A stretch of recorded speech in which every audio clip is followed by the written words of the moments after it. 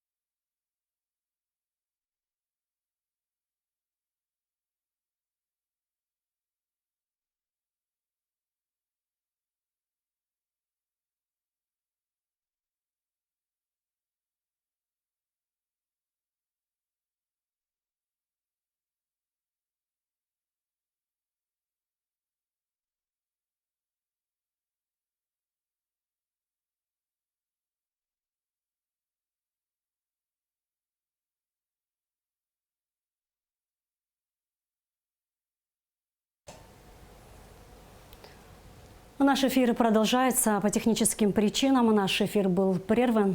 Приносим свои извинения. Министр экономического развития России Максим Решетников прибыл в Абхазию. Российская делегация посетила объекты, которые восстанавливаются по инвестпрограмме в Гагрском, Гулрыбском районах. Максим Решетников осмотрел строящиеся очистные сооружения в селе Алахадзе. Побывал на подстанции Бзып, поинтересовался ходом работ на мусорном полигоне в селе Кацикет. Все подробности в репортаже Гугуцы Вардания.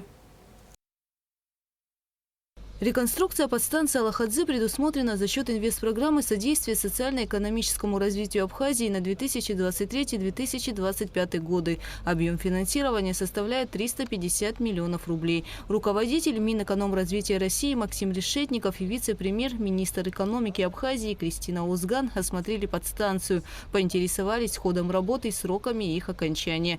Ремонт подстанции устранит существующие ограничения для подключения к электросетям города Гагра и новых туристических объектов. Далее делегация направилась к месту строительства очистных сооружений в селе Алахадзе. Работа по налаживанию канализационной системы здесь была начата в 2019 году в рамках программы соцэкономразвития. Ввод объекта в эксплуатацию позволит очищать сточные воды Гагры и Пицунды. Завершить работы планируется в 2024 году. На данный момент выполнено 3 этапа проекта. Построено 5 канализационных станций на сумму 211 миллионов рублей. Вторым этапом у нас была реализация мероприятия по очистным сооружениям. Третий этап у нас коллектор, который напорный коллектор, соединяющий город Гагру с очистными сооружениями. То есть все сточные воды по этому напорному коллектору будут доходить до очистных сооружений. Коллектор у нас проложен.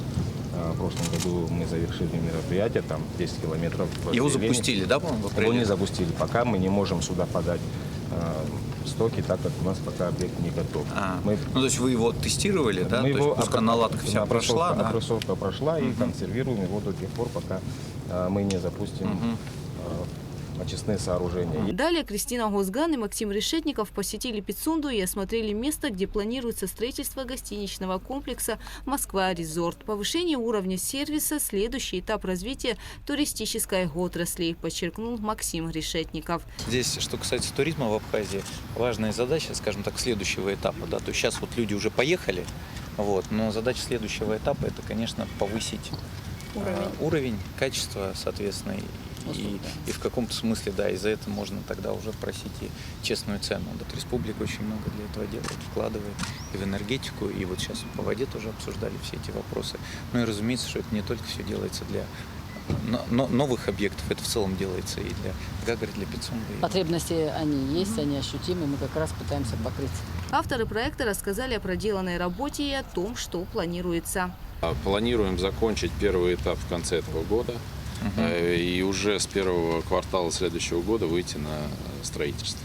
Хорошо, вы за тех условий именно подключения к энергетике, к воде, к канализации все обратились? Да, обратились. У нас уже 2 совещания было, уже мы 2 как раз с ними совещания эти было, вопросы обсуждали эти вопросы, получены часть ответов. Ну, то есть в целом понимаете, Да, какие да, затраты да, на да. энергетику, что придется линию строить, да, тут где-то 10-11 километров. Понимаете, что надо будет коллектор как бы сделать, да. Ремонтные работы на подстанции БЗИП проходят также за счет средств инвестпрограммы. Подстанция является основным центром питания Гагарского и Гудаутского районов. Введена в эксплуатацию в 1964 году. Ее реконструкцию планируют завершить в 2023. Работы выполнены на 95%.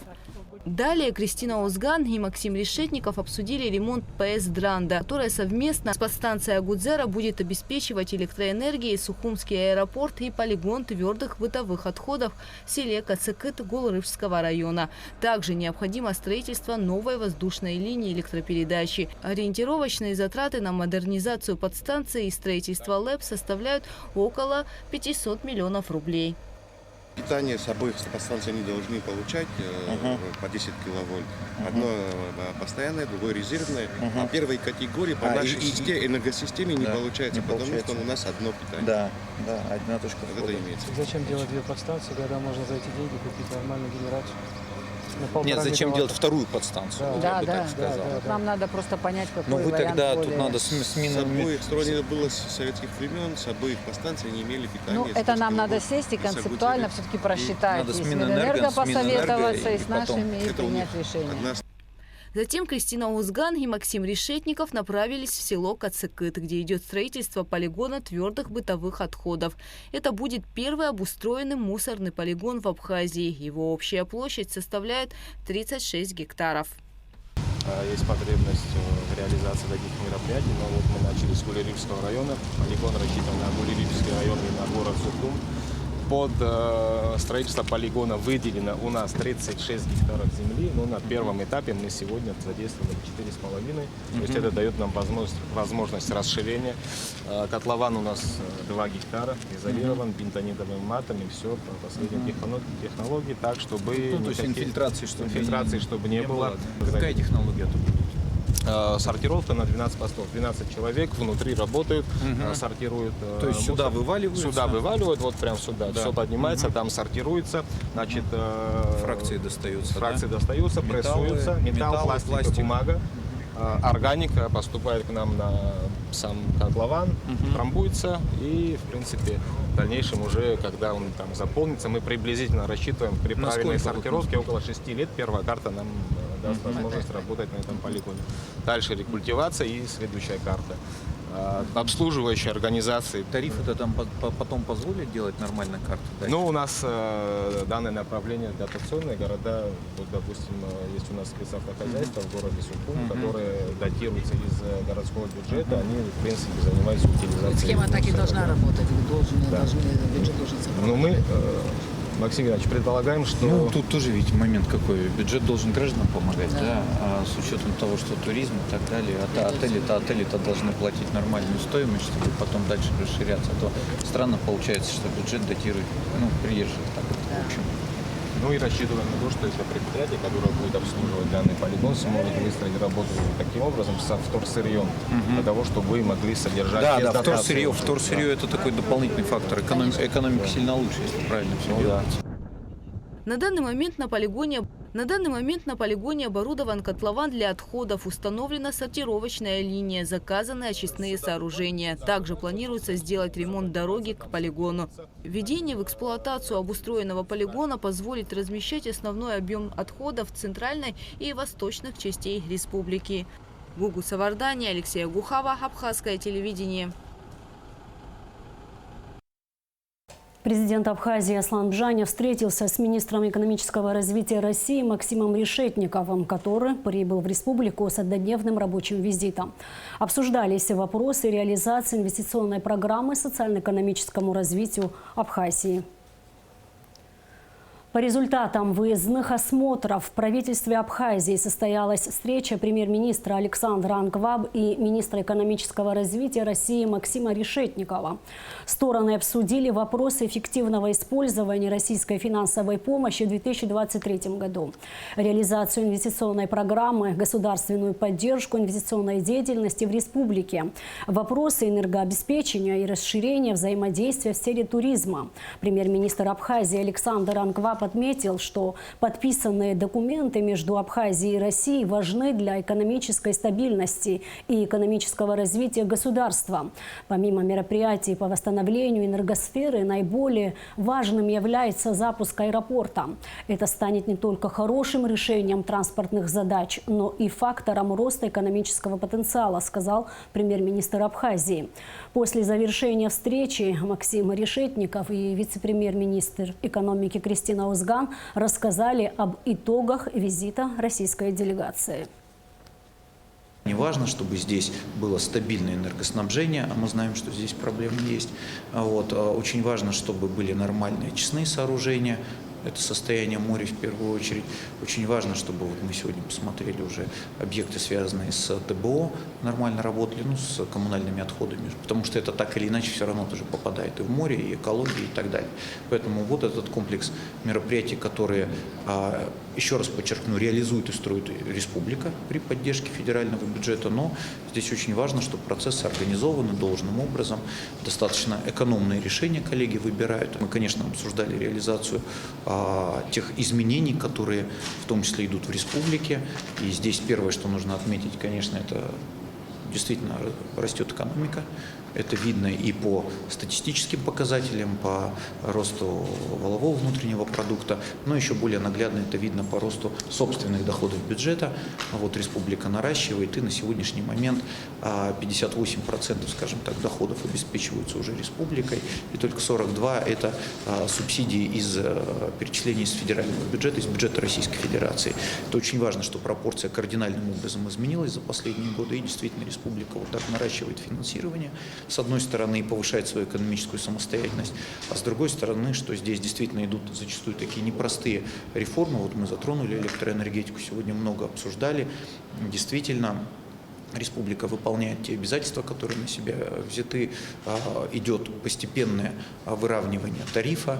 Соответственно, не только из федерального бюджета выделяются деньги на поддержание, так сказать, в нужном состоянии крупнейших объектов, но очень важно, что республика сама формирует этот нормальный финансовый поток, чтобы были местные кадры, чтобы нормально обслуживалось оборудование. Дальше есть крупные объекты электроэнергетики, которые нужны для того же аэропорта, например, которые потребуют дополнительных инвестиций. Тоже обсуждали, на каких условиях, насколько это приемлемо для республики, чтобы туда зашли инвесторы. Сейчас существует такое большое окно возможностей, потому что российский турист, российская экономика переориентируется, и Абхазия может воспользоваться этими возможностями действительно для того, чтобы совершить такой экономический прорыв. И надо сказать, что последние годы, в общем, это и происходит.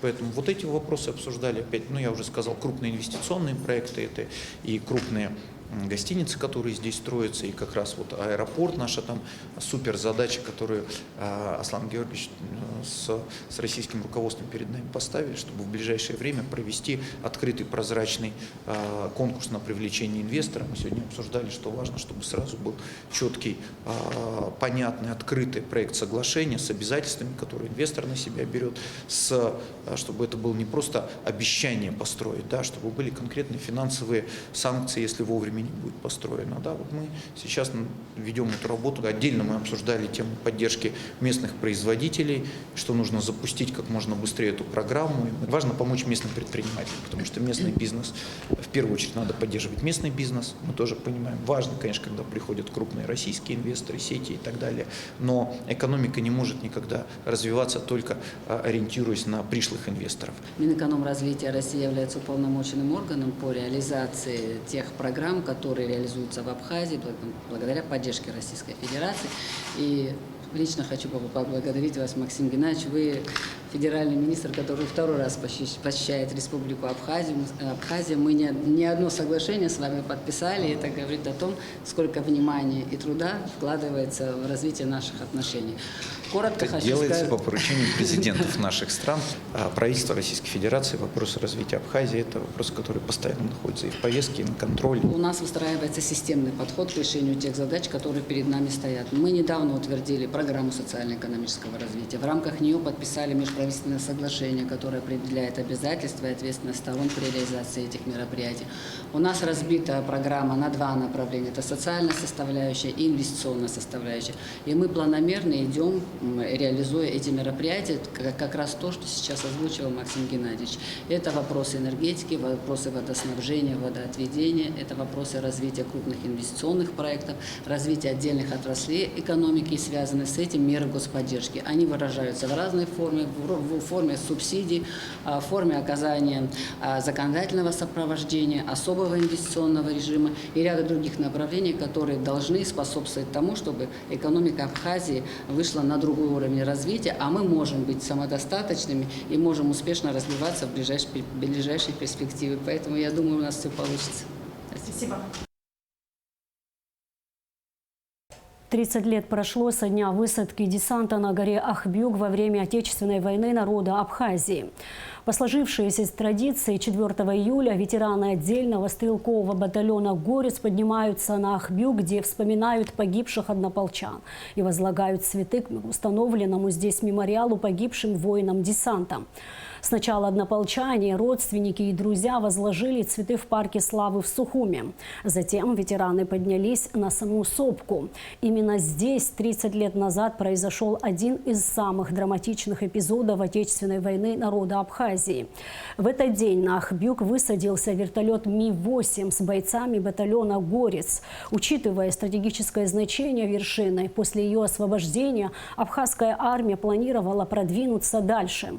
Но как только вертолет приземлился, враги, поджидавшие в засаде, открыли огонь. Отстреливаясь, раненые бойцы пытались выбраться из горящего вертолета и занять оборону, однако успели немногие. Из 46 бойцов легендарного «Горца» в живых остались только 17. 5 человек считаются пропавшими без вести. Почтить память бойцов, погибших на Ахбюг, пришли спикер парламента Лаша Ашуба, депутаты, военнослужащие, руководство столичной администрации. Ребята проявили не просто мужество и самопожертвование. Мы встали в полный рост и пошли в атаку. Боекомплект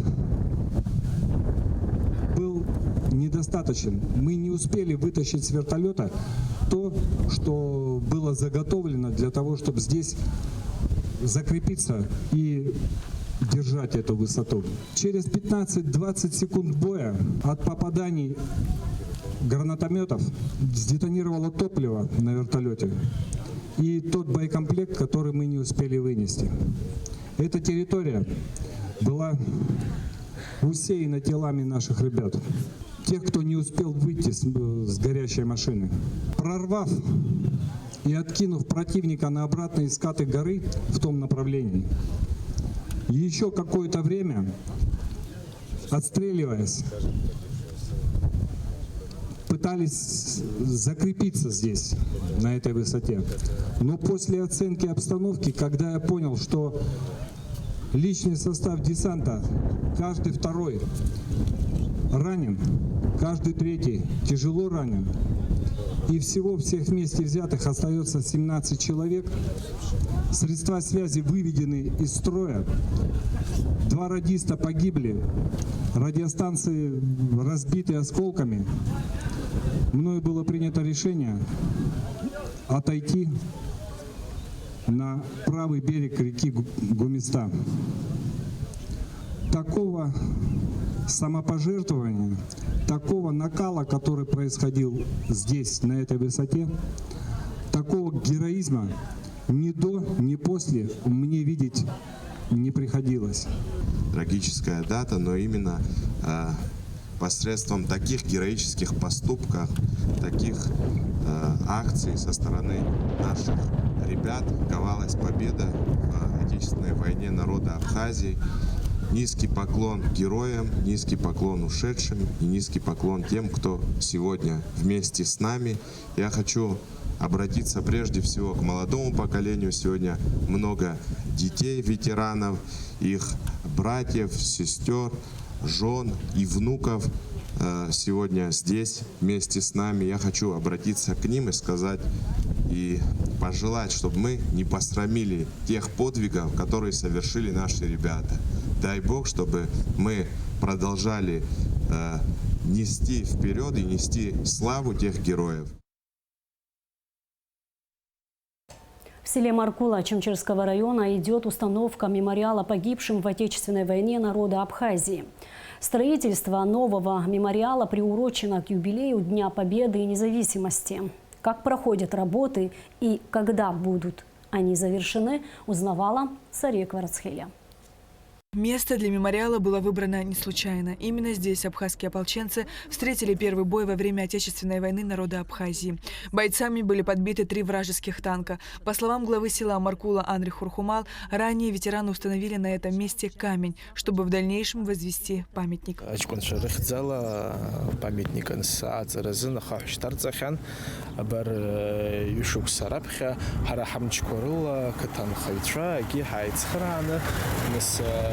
Брата Псаром Гина Саичка Араб Курджа Адгалара Ахцид.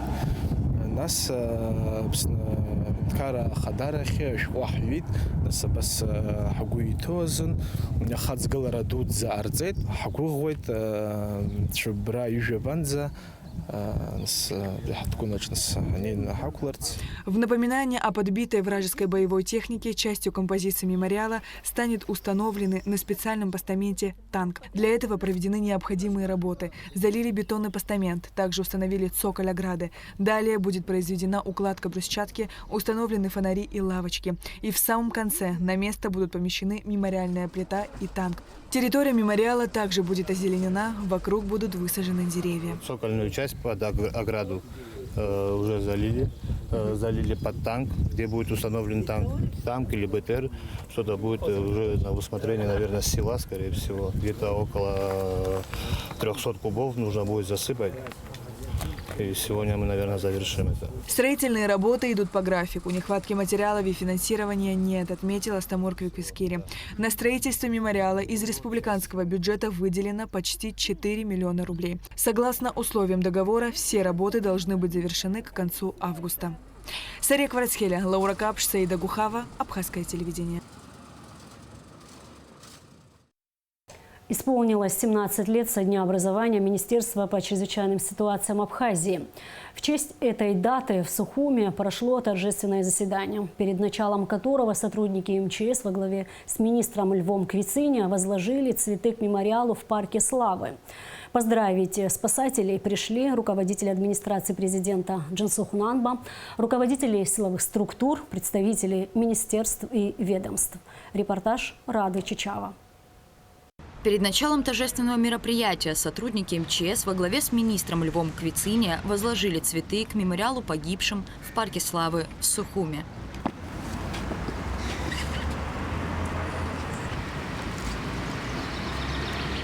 Открывая торжественное собрание, министр по чрезвычайным ситуациям Лев Квициния поздравил личный состав МЧС с профессиональным праздником.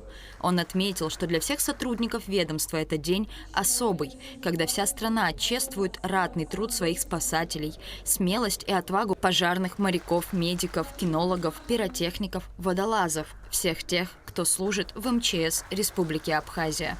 Впервые в истории Абхазии 4 июля празднуется как День спасателя. Для всех сотрудников спасательного ведомства это особое событие. Вместе со страной сотрудники МЧС прошли нелегкий путь становления и развития. Полученные знания подкрепились практическим опытом. Обновлялась материально-техническая база министерства.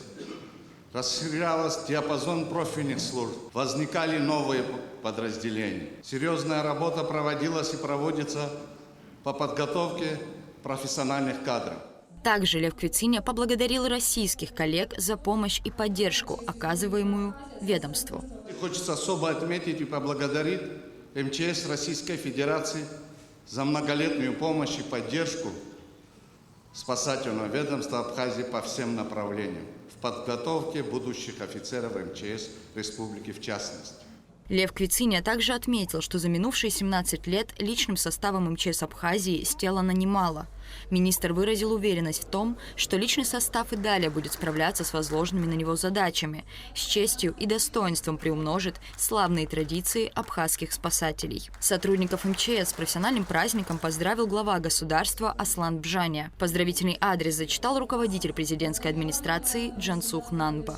На протяжении этих лет, благодаря грамотному руководству и профессионализму сотрудников МЧС, в нашей стране налаживалась и совершенствовалась система обеспечения безопасности граждан и гостей Республики Абхазия. Работа в МЧС требует от людей решительности и бескорыстия. Каждый день, рискуя своими жизнями, спасая жизни людей, вы сталкиваетесь с различными трудностями, неожиданными вызовами и аварийными ситуациями. Но, независимо от того, какая задача стоит перед вами, работа всегда выполняется на высшем уровне. В завершении торжественного заседания Лев Квициния вручил группе спасателей почетные грамоты МЧС. Также наградил министра туризма Теймураза Хижба ведомственной медалью за сотрудничество во имя спасения. Кроме того, школьники Аслан Торчуа и Анри Абухба, спасшие тонущего в море ребенка, были награждены медалью за спасение жизни. Рада Чачава, Заур Кварча, Абхазское телевидение.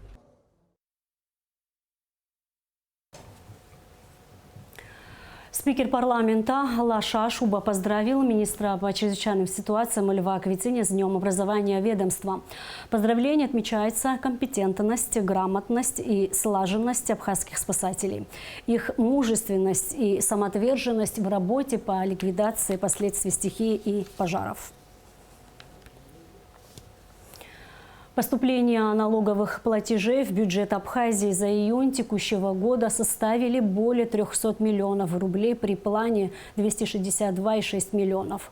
Выполнение составило 114%, сообщает пресс-служба Министерства по налогам и сборам.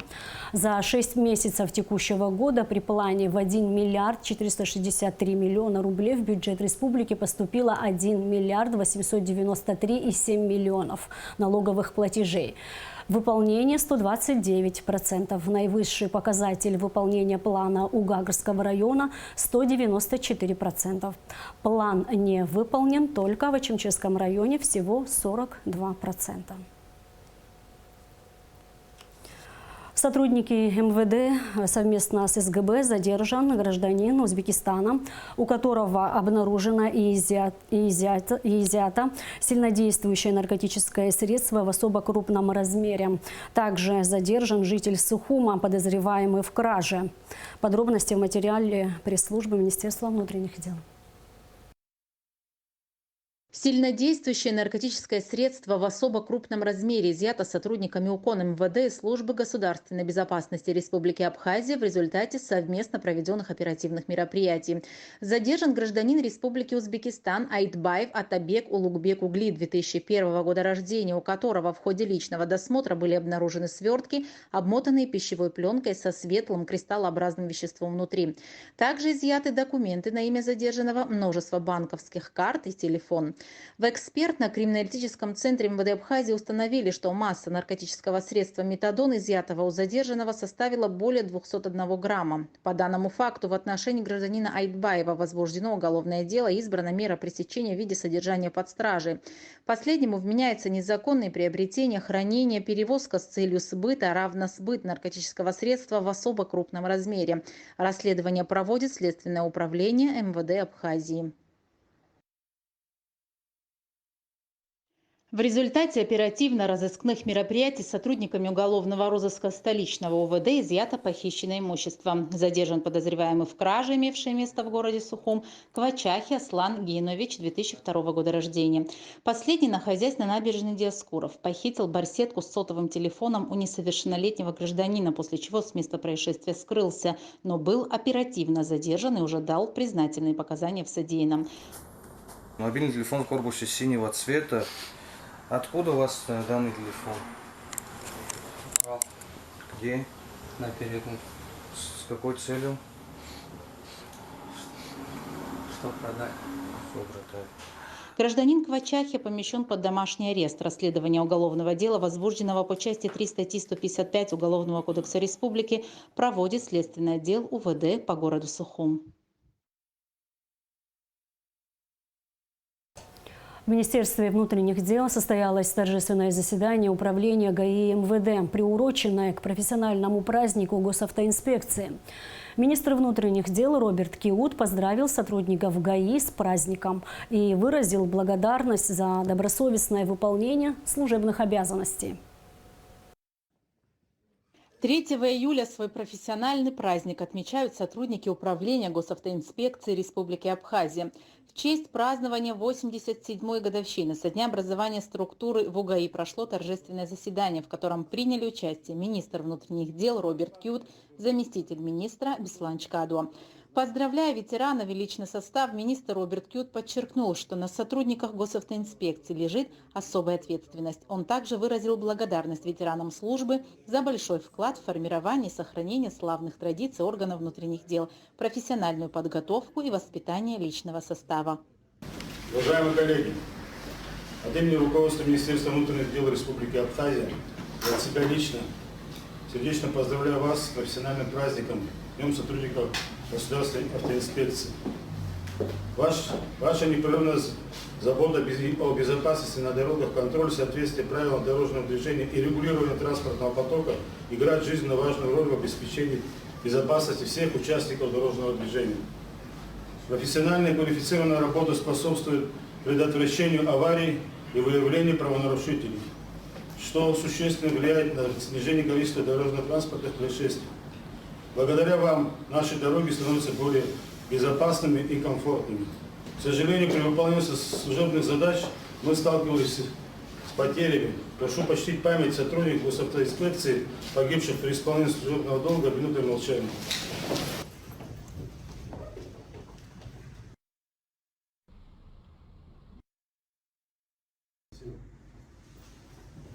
Особые слова благодарности сегодня приношу ветеранам, которые в сложные послевоенные годы стали у истока образования службы, накапливали, сохраняли и передавали бесценный опыт последующим поколениям сотрудников. В этот знаменательный день давайте отметим ваше преданное служение, профессионализм и силу воли, ваше стойкое поведение и способность принимать правильные решения в экстренных ситуациях дает вам уверенность в будущем. Желаю вам успехов во всех ваших делах, надежного здоровья и безопасности. Благодарю вас за ваше служение и стремление делать наши дороги лучше.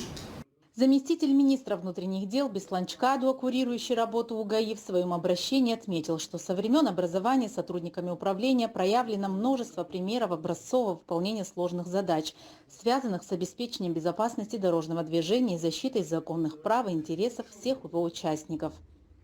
вместе проводим немалый объем работы. Понятно, что население, общество, люди ждут от нас больших результатов. Но та работа, которая проводится, ее нельзя недооценивать, нельзя не давать ей правильную оценку, потому что и днем, и ночью, круглосуточно, и в любую погоду вы все находитесь на службе. От каждого из вас очень многое зависит, от каждого из вас зависит безопасность на дорогах, жизнь и здоровье наших граждан. Поэтому сегодня отметили людей, но наших сотрудников, еще много достойных офицеров, сотрудников, которые достойны награды, званий, поощрений. У нас впереди еще много праздников, все будут отмечены, мы никого не забываем, видим труд каждого, поэтому каждый из вас для нас очень ценен, важен, и мы всегда рядом с вами. Успехов вам, благополучия, еще раз профессиональных праздников вас всех. Приказом министра внутренних дел Роберта Кьют за высокие показатели в службе ряду сотрудников присвоены очередные специальные звания, вручены грамоты и объявлены благодарности. Также особо отличившиеся сотрудники награждены медалями и нагрудными знаками Госавтоинспекции МВД Абхазии. Центральная избирательная комиссия зарегистрировала инициативную группу по проведению референдума с вопросом: считаете ли вы необходимым проведение досрочных выборов президента Республики Абхазия? В состав группы входят 36 человек. 5 июля состоится очередное заседание сессии парламента. В повестке дня более 20 вопросов. Депутаты намерены рассмотреть проект закона об исполнении республиканского бюджета за 2022 год. Также планируют рассмотреть проекты закона о внесении изменений в закон о страховых взносах и платежах во внебюджетные социальные фонды и в закон о налоге на добавленную стоимость. А сейчас о погоде. По сообщению гидрометцентра, 5 июля на территории Абхазии ожидается небольшая облачность без осадков. Температура воздуха ночью плюс 17, плюс 22, днем плюс 27, 32 градуса. Температура морской воды плюс 24.